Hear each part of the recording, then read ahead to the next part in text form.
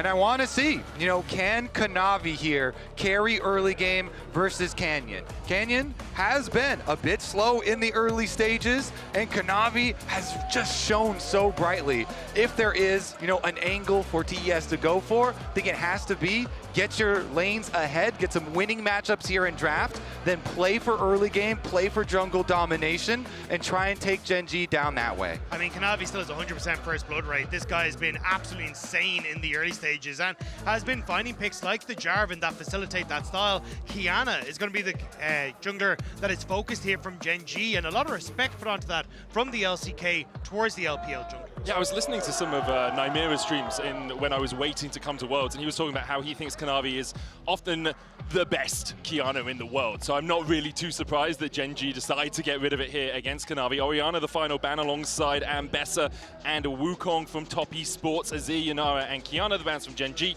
So where are we looking for first pick? Well, we have a lot of Rise and Taliyah both open. A lot of possible picks here. Interesting going for the Vi so early on. The point and click though, very versatile, can work its way into a lot of comps. It's also because it opens up 369 to go for the Sion pick here, because you know that Trundle is not going to be going in towards the jungle, and potentially even to take a Trundle for yourself on the opposite side. So I really like this from Top Esports, and 369 has been fantastic on this pick for so many years. Yeah, so often a person that you look to in that top lane to be a rock, to be a foundation, a keystone around which you can build your team. 369, more often than not rolling the 9s these days, although there are a few 3s that sneak in there from time to time. Sion, his lock, we'll see where they decide to go. Expect Top Esports to look towards perhaps a jungle pick here, could go towards mid as well, but that does give counter pick potential for Chovy. It is Aurora, so it'll be Creme locking that in for the mid lane. All right, getting some burst damage for themselves, some flank possibilities here. Gen.G answer. What are we going to get into the sign? We've seen a couple of different answers. Ambessa was the most popular. Rek'Sai and Cassante are the other kind of tanks into it. Rek'Sai has been pretty funny. I think that Flandra has been the one that deserves to be able to play Rek'Sai. Agreed. We've had a lot of other top laners flopping with the champion, but Kiin is definitely a top laner you can trust. Exactly, and I think it does provide good follow-up for the Vi, right? You hit that Prey Seeker onto someone who is locked up by the Vi after everyone's been scattered to the four corners, and make sure that you're able to get that dive potential. Alongside the Taliyah being able to spread out the fights, this feels like Gen.G already setting up for a very strong team fight, but now with the Zhao and Top Esports side, it's going to be answered just as evenly. Yeah, the instant answer. I love Xin into Vi usually because you can have a lot of priority and a lot of early skirmishes versus champion. It allows your team to make a lot of those choices towards some of the early stages of these objectives. Let's see about those bottom lanes, about those world champs that will be going head-to-head down there, though. Dive comps are definitely on the table, so you think Kai'Sa, and then the other side, you want to do are we going to have counter dive? And so for those types of combinations, I guess the Kai'Sa won't be the option this time around. Then you have Xayah possibilities, spell shield possibilities for Sivir. Let's see what we end up with. Sivir and Kai'Sa are the first two bans. I will quickly come back to the point about trusting Kiin on this Rek'Sai. I think he has leveled up a lot since last year, but he's only played it twice, both of it against T1 last spring, and he lost both games. So he has definitely evolved a lot as a top laner since then, and I do trust him. I think he's one of the best top laners in the world, probably the best at the moment, at least in terms of adaptability, but it has only been Flandra who's actually being able to pick up wins on this Rek'Sai so far. One of the things I do trust in this Gen.G side is Duro, if he can get his hands on a Poppy, because at the moment, Poppy has been fantastic at this tournament, and at least looking at Top Esports, you would like another engage tool for Hong to try and round out this composition. Plus, it's been the picks that Hong has performed the best on, but if you end up with a Poppy on the opposite side, that can make it very difficult for Hong to really be the engage tool, or even for Kanavi to follow up effectively on this Zhao. You do want Hong to have a little bit of comfort because we were talking about how he's been sick across the last few days, hasn't really been able to have the performances he'd like. His coaching staff is saying he's getting better now, we expect him to be able to really perform, but I think so far at this Worlds, Hong hasn't shone in the way you'd expect him to for this Top Esports lineup. And they ban away his, possible counter engage with Renata there. When you're showing, this type of dive, definitely a worthy ban. In the end, the Corki that has been very, reliably in the meta here with the extra dash does a lot pretty well universally, and a takeaway from Ruler on top of that. Where are you looking, Gen.G? AD carrying and support. Lucian, the current hover for Ruler. He is very comfortable on this champion. Him, Pays, and Viper, really the big three that I look at and think of when you're talking about Lucian picks, and there's the Braum to go alongside it. Yeah, and I mean, even when we saw Ruler play this at Worlds, was getting these massive CS leads over his opposition just off of the laning alone. So very, very comfortable on it, especially alongside the Braum. Now it looks like Hung going to end up opting in towards the Neeko, looking to put a little bit of pushback against this Lucian Braum early power and set up nicely for that engage tool that we were looking for Top Esports. Yeah, Top Esports last time around, and you kind of talk about him being sick a little, but he did not have the best Neeko game, so see if this one can be a bit better. Again, it is not going to be a very easy one. You've got Taliyah, Rocks, and Braum to worry about when you're navigating for these engages, so you really do have to be on point. You have to synergize with Creme to get these engages. The Aurora plus the Neeko have to be working together, and when they had the Annie plus the Neeko, they failed almost every engage that they tried to go for as a team. Hung did not have the best of times on this Neeko, and I agree with you. I think these have been the two of the players that have been taking a lot of the scrutiny on this team, so we'll have to see if Top Esports now can try and perform, especially on home turf here against, for some of the players, their former teammates. It would be a massive, massive statement for the LPL to be able to take down the LCK first seed. Also just a really big statement for Top Esports at this tournament. So far they've beaten G2 and 100 Thieves. And I'm gonna be honest, like G2 day one did not look good. Top Esports looked great. 100 Thieves, although they can challenge, aren't known as the toppest of echelons in the world. And then you look at the rest of the teams that Top Esports need to get through to get to quarterfinals, beating a Gen.G, beating a T1, something like that would really help accelerate them in the minds of the audience, rather than just being they snuck through into quarterfinals. They then accelerate themselves into a position of a possible favorite for the tournament. Especially if you look at the last year and a half, MSI 2024 lost 3-0 to G2 and then immediately lost to T1. Then at first stand, they lose to HLE, they lose to Carmine Corp, they lose to CFO and groups and don't even make it out of the bloody thing. So for Top Esports, they really do want to do themselves justice in China and show what the LPL is capable of. I see the early swap coming out here from JackeyLove. It's Team WE that first did this year. At least it has been something we've seen throughout the course of League of Legends history, but it actually looks like JackeyLove is now going to path down towards the bot side, and I see Ruler moving up towards mid. I expect that he'll end up just going back down towards the bot, so we'll have the normal lane assignments. Looks like it, and we'll see if they can get any sort of early brush play here. Hung was so early that he got the ward into second brush on the lane really early on, so we'll see. There's definitely a lot of burst potential in Corki and Neeko, and trying to get that advantage over the Braum lane from the level 1 could be big. They do have a sweeper here. Able to get rid of that vision.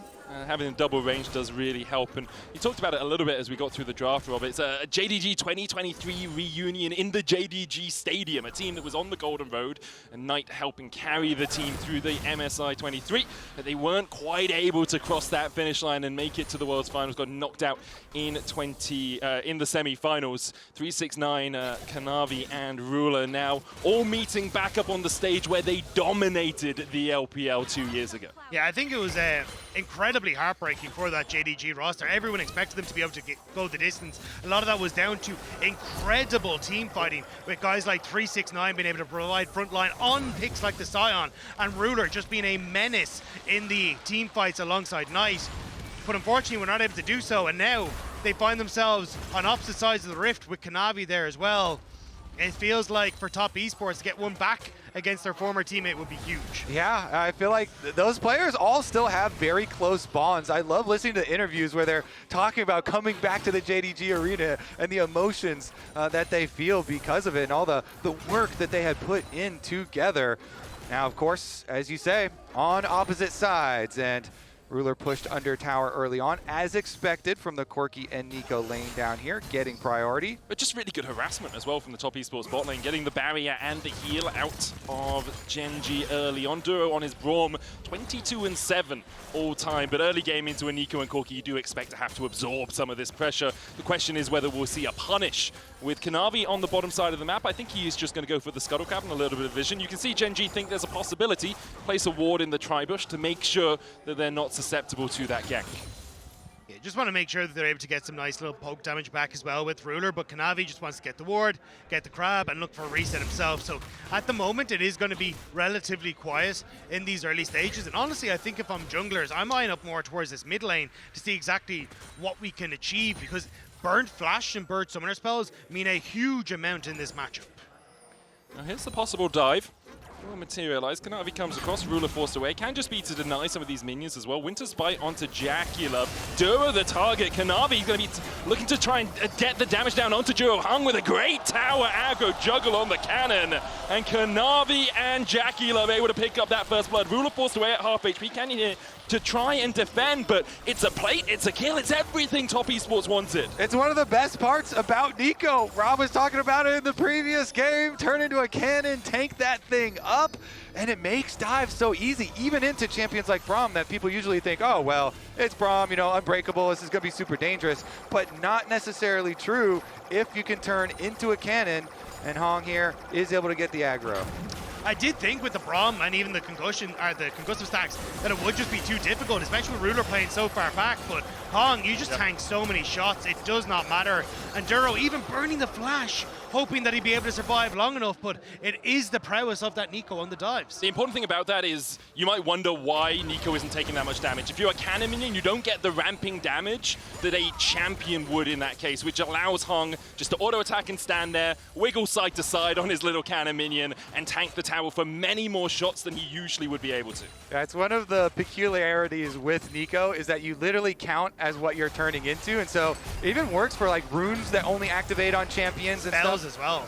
Hung going in here, looking for Ruler, who dashes away with the relentless pursuit. Hung flashing forward, though. The barrier coming out. Valkyrie forward from JackeyLove. Concussive blows down onto him. And JackeyLove flashes just in time to survive the Gatling gun coming out. Hung, a couple more auto attacks on him. And Light Slinger out on and Blaze. Gen.G turn it on his head on the bot side. Winner's Bite just wide of JackeyLove there from Gen.G, but they even out the scoreboard. The start was so good for top esports.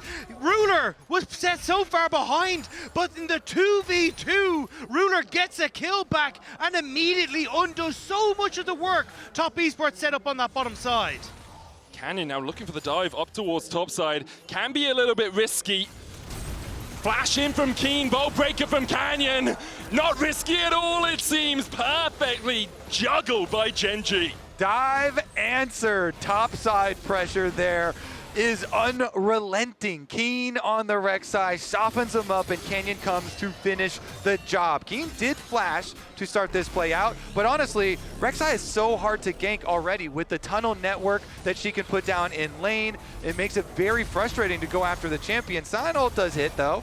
I mean, Kiin's going to get knocked up here. We'll look to try and put another tunnel down. Was trying to play for that plate, and I believe did manage to pick it up before tunneling away. Kanavi, meanwhile, starting up this Drake. Has hit level 6, while Canyon's still only level 5. Needs a couple more minions to get over to that 6 mark, but I think Canyon will realize can't really fight this one. Dragon over to top esports. And not going to be able to mess with this in, and pushing bottom lane as well for TES. The saving grace for the bottom lane for TES there, of course. Jackie didn't die, and they already had the minion advantage from denial under turret. And so Jackie still remains with a lot of extra CS here, and both of them getting the kill credit does mean very, very formidable. Chovy chunking out Kanavi, who just walks around the corner, tries to avoid the seismic shove, can't do so. Pulled back into the unraveled earth. Duro dives forward and then pops the unbreakable to make sure he doesn't take too much damage in response. Yeah, I'm curious how much pressure we're going to see from top esports in towards the mid lane. Nice job by Creme to manage to escape away from that. But one of the things we saw from AL was a huge amount of focus on moving members to the mid lane and trying to target Chovy. And I thought that might have been kind of the new game plan in the LPL, to try and shut down Chovy and in turn try to shut Gen.G. But at the moment, Hong kind of stuck in this bottom side and wanting to try and play through the 2v2 for his strength. Hasn't been able to make it towards mid yet. dive in from Kanavi. When the wind becomes lightning, it's going to get knocked up by Kiin, who unburrows. There's a big wave here. They could have chunked out Kiin. Perhaps they would have been able to force him away with the threat of a dive, but they can't do so. Rek'Sai so good at maintaining her health bar through fights like this. Canyon waiting as the grubs are begun by top esports. TP coming in from Duro as well, as he looks to help out his teammates. Canyon and Kiin going to walk across here first. Will be a 3v3 as Creme comes across. Kanavi able to pick up the first of the grubs. Canyon diving in, the cease and desist, but a great between worlds from Creme will get him out. Hung coming in with the strangled thorns as well. The dive ball to the void rush, crescent guard out. Kiin survives through the tunnel. A great seismic shot finds two, and just as you think you got him, Gen.G get you right back 2-0, and all of it on that seismic shot from Chovy. Duro flashes. Gen.G somehow all come out alive. Oh, the skirmish from Gen.G. What? They get out alive. Kiin survives. And in the end, they will get both of these grubs. They will get the credit towards the feats. I cannot believe Gen.G got away with that one. It looked like it was going to be done and dusted with top esports repositioning, but it doesn't matter. Their Gen.G were able to collapse so well. You see top esports all trying to jump onto Duro, but the second that you end up getting hit by the Winter's Bite, everyone jumps onto Creme. He repositions, but the follow through here as Kiin gets the ult, manages to escape, and there's so much that has been invested into him. The seismic shove sets up perfectly for the follow-up, and this Braum is getting so much value with everyone grouped up. Yeah, Kiin, the distraction, and lives and allows Chovy to get such a good knock-in. Gen.G come out so far ahead of that. They just explode the gold lead, 2,000 now. Creme had to flash while we were in that replay, as did Kanavi, it looks like, as both of their flashes are currently on cooldown. Can't quite see exactly what happened there, but we'll see whether it is truly punished. Maybe that Creme flashed a little bit earlier on. I just saw the observers hovering it, so we no longer have the flash for Kanavi and Creme. A 2,000 gold lead for Gen.G 10 minutes into this game, and it's just the teamfight execution from Gen.G was just sublime there. Everyone knowing exactly what their job was as Kiin continues to trade with 369 up towards this top side. It's one of the things that really added a lot of survivability to Rek'Sai. Honestly, because I was spamming at jungle, I was hoping it wouldn't get too big of a thing and wouldn't get a big spotlight so everyone starts playing it. But being able to set the W on just a second cooldown upon using your ultimate allows you way more escape angles. And Kiin really nicely played that fight, saving it and using it to get out afterwards. Bot side though, They didn't spot him. Well, Canyon did come through. He was on vision as he jumped into that tri-bush for a very short period of time. Glacial Fissure was used and Canyon showed around the corner. Top esports begin to back away. Do have the Pop Blossom on Hung if they want to try and defend underneath the tower. Canyon looking for that cease and desist. Hung, looming burst, gets a bit of damage. Pop Blossom. Canyon tries to escape, but he's locked up with the Tangle Bombs. Unbreakable from Duro, keeping his jungler alive, but JackeyLove will take down 166 back in as Jackie falls for it. Canyon goes down in the dive. It's a 2-for-1 to top esports. The collapse coming in from Kanavi as Ruler has flash and barrier to try and get away from this, and should be able to dash out with that relentless pursuit. Chovy looking for a gank up towards the top side, won't materialize for him, and in the end, top esports coming out on top in that dive. JackeyLove Valkyries forward, and I thought it was going to be a complete disaster with those concussive blow stacks there, but they're just about able to get the kill onto Canyon as well. It's bedlam in this early stage. Yeah, we get a bloodbath and we get a bit of comedy as well in the bottom lane. Honestly, you know, Canyon going in here, but look at Jackie, he deletes the minion wave. So then Canyon gets caught in tower aggro by Hung. Really good heads up play by Jackie to delete the minion wave, and then Jackie's like, okay, we got a great lockup. And so he goes all in, ends up being 2-for-1 in favor of TES in a fight that was 3v1 in favor of Gen.G, and them being the ones to try and force it. Top esports will be happy enough to have got something out of that bot side. While we're in that replay, an Ocean Drake was taken for Gen.G. Gold down from 2k lead for the LCK #1 seed to about 1,000. Still the leads for top esports are only in that bottom lane. 600 gold on the AD carry, 700 on your support, whereas the top side of the map, all blue on the bottom of your scoreboard. And a lot of this, again, has kind of been Canyon having a fantastic game here. He's been a little bit out of it when it came towards some of the matchups against AL. It felt like Tarzan was able to get the better of him in that series, or in that game. But this time around in this series thus far against top esports, he has been everywhere in the early stages. And now they can use this pressure to play around mid, play around Ruler, try and lock down this Corki, see if they can play with the Cullings on Lucian. And as long as you can get control over mid, it becomes very easy to have these excursions into the enemy jungle, which is what Gen.G are trying to set up now. I'm going to retreat away from Duro and Ruler, who are stepping forward. A little bit of vision towards where the blue buff would be. Kanavi will be spotted as he comes around that bend, held up in a minute and a half. Kiin using the fact that he gets the push in that top side to step down and clear out a bit of vision around there, even just setting up the tunnels for himself for a possible Rift Herald play. I don't know about you guys, but I think I'm already prepared to give Kiin the Rek'Sai pass. Yes. He has already earned 3 turret plates on top side. Kanavi diving in here. Can he have to jump away on someone also being used? Kiin looking for the demolish proc. Should be able to get it, but the minion wave actually not in range for him. Furiously bites away at that tower, and the 2 grubs enough to get him to play. Calculated, beautiful stuff. As I said, he gets the Rek'Sai pass. He can play it here at Worlds as well. Apparently having 2 eyes in the middle of your name rather than 1 allows you to play that Rek'Sai well into the Sion. If you only have 1 in the middle, sometimes you get caught. Which is hilarious because she's blind. True. Kiin having a really good performance, having a really good year overall. I think a lot of people will always look at Chovy as the main player for Gen.G, but I think Kiin and Duro have actually been the most consistent carries for me for this team. Kiin especially with his jack of all trades, Swiss Army knife style. You can put him into any role and he really fulfills that without losing the impact that a tank player would have if they were playing a carry top lane. He seems to be able to do everything well. Yeah, most certainly. And Rek'Sai kind of toes that line as well. Since the build is this bruiser build where you go Titanic into Sojin, you actually have a decent amount of damage, you have a decent amount of backline threat, but still quite tanky and very annoying for opponents to deal with. Even with Hung up here with 369, it doesn't matter. Kiin can go very, very aggressively, keep on pushing, and that tower has been whittled so low by his efforts that it poses a very big threat as far as feats. I mean, Canyon might even just beat him to it if they just get Rift Herald, and they're just going to get it through objectives. Dive in by Ruler, immediately gets the culling down, but not the concussive blows. Pop Blossom out of Hung, only finds it onto Ruler, and with Redemption coming down, Ruler will be topped up in time.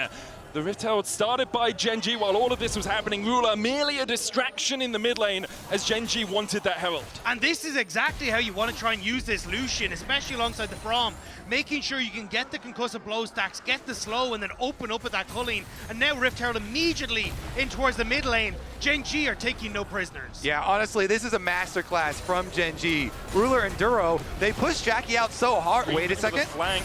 Jumps onto Duro, weirding back with a seismic shove. Between worlds goes Creme and dives onto Duro and flashes, and immediately he's locked up with the concussive blows that re-engage from Gen.G. Perfect as they dive in with the cease and desist. JackeyLove can't survive. The onslaught of Kiin and Canyon. A seismic shove buries top esports. 369 looks for the flash. An unstoppable onslaught. Cowards, he cries as he runs away from the fight. Gen.G are speed running TES right now. It is crazy. Ruler and Duro, they pushed out Jackie in the mid lane, and so then Hung using the flash to go for that play onto Ruler afterwards. There was no damage, no follow-up. Then the Neeko was left without flash afterwards, and Gen.G just destroyed them in the fight. Yeah, and then even here, Creme thinks he's about to make his play, but unfortunately, this milk was spoiled as he ends up sending himself straight into the back line to do nothing. Ruler's just there to immediately get the follow-up, and all it does is bait in members like Kanavi, who end up falling down. You've got 369 who's TPing miles away and can't get involved. And Gen.G, I mean, says it all right there. And it's a different fight if you still have the Pop Blossom, if you haven't had to use that to make sure Ruler doesn't kill off your AD carry. Perhaps top esports can turn it, but now, 17 minutes in, Gen.G are 5K ahead. This is a demolition from the LCK #1 seeds. Top esports left reeling, left trying to find a way back into this game, but the windows are rapidly closing on them as Hong goes forward. Pop Blossom onto 3, and perhaps that's it. Hong with a beautiful Pop Blossom. Ruler trying to get away as Hong chases him down, but Ruler escapes with the culling. Creme forced down towards the bottom side of the fight. Kanavi diving in. Wind becomes lightning, but Ruler dodges to the side of it. The redemption not enough. In the end, Kanavi will find his man. but off an incredible Pop Blossom, it's still a 2 for 2.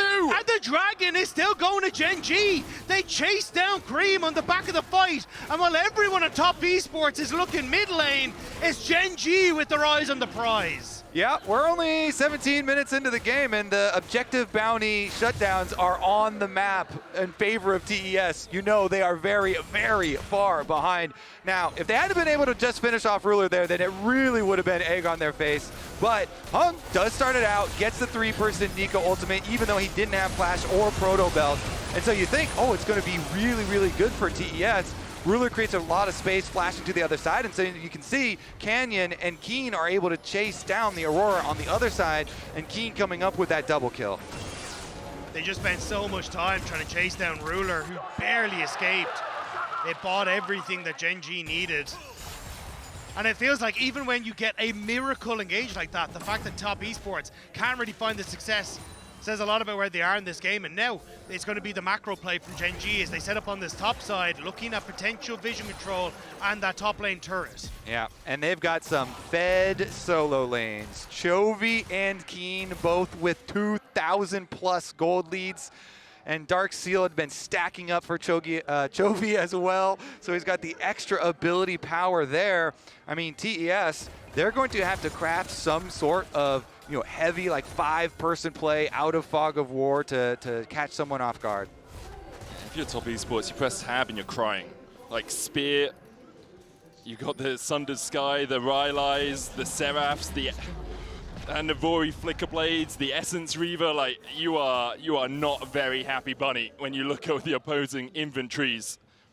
And I guess for top esports, the one saving grace is you got a Mountain Drake earlier on. It's not an early soul for Gen.G, but 3 minutes away will be that soul. Point Artican up in 20 seconds, and Gen.G just ruling the Rift right now. Duro able to step forward here, not really too afraid of top esports. Ruler will be waiting for his flash to come back up, still about a third of the cooldown on that, so doesn't want to step up too far on his lonesome.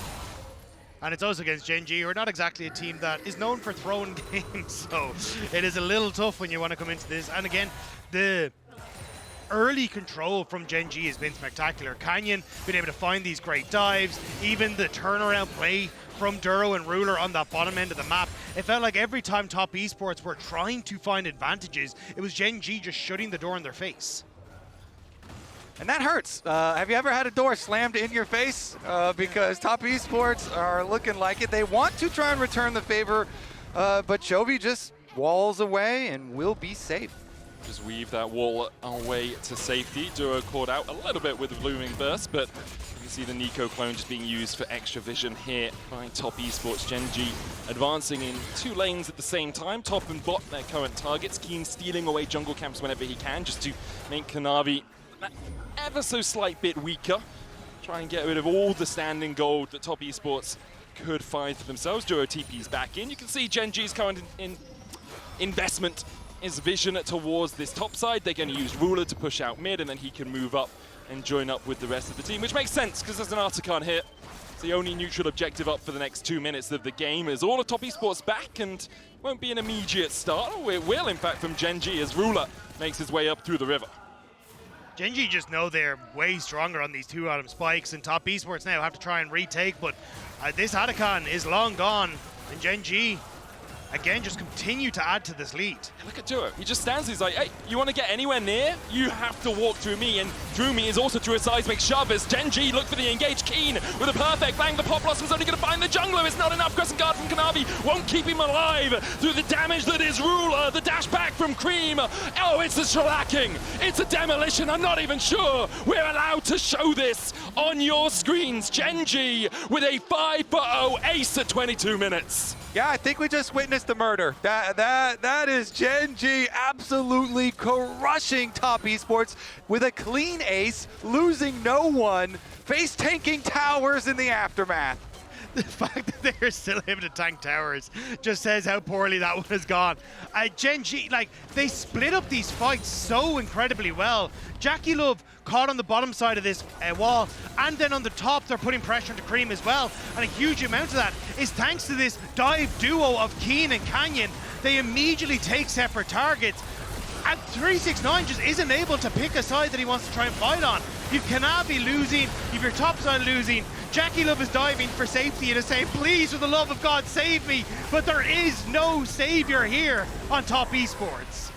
Top Esports trying to run, but nowhere on Summoner's Rift is safe for them. Even their own base will quickly become Gen.G territory. And with that fight, Canyon moves into 6th place all-time in international assists, 1,145. And for a player coming into this tournament that I think a lot of people saw as the weakest link of Gen.G, who was having a struggle of a time during the summer split, this game, and it is only one game, is really showing just how impactful he can be and how well Gen.G can play when he gets his lanes ahead, because that's exactly what he's done here. He'll secure the 3rd Drake for them, as well as 369 tries to defend under this tower. And Sion's tanky, and he'll be able to survive through any damage Gen.G put into him right now, but he's not really able to keep the tower topped up for too long with another wave coming in. And we are witnessing why so many people have Gen.G as such heavy favorites, you know, coming into this tournament. An absolutely star-studded lineup here, and we're even going to see them continue. Pop Blossom only going to hit onto Duro. Not able to chase any further as Canyon jumps across the wall with a Bolt Breaker. Duro, Redemption coming down on Unstoppable Onslaught, won't be enough damage. Duro survives! Duro survives again, you just can't kill him. As Kanavi's caught out by Kiin, he's going to pop the Crescent Guard to try and survive, but is guarding nada. JackeyLove and Creme feel the full power of the culling. Chovy's flashing the damn wall, for goodness sake, as Gen.G once again ace Top Esports and will push down mid. They're going to potentially end the game, and Baron hasn't even spawned yet. It's 30 seconds, and Gen.G, they're just eyeing up the Nexus. Rated R for mature, this game was anything but kind from Gen.G. 21 kills to 5. Duro, he dies to a tower as Hung tries to do something to defend, but Gen.G, sub 25 minutes, dismantle Top Esports.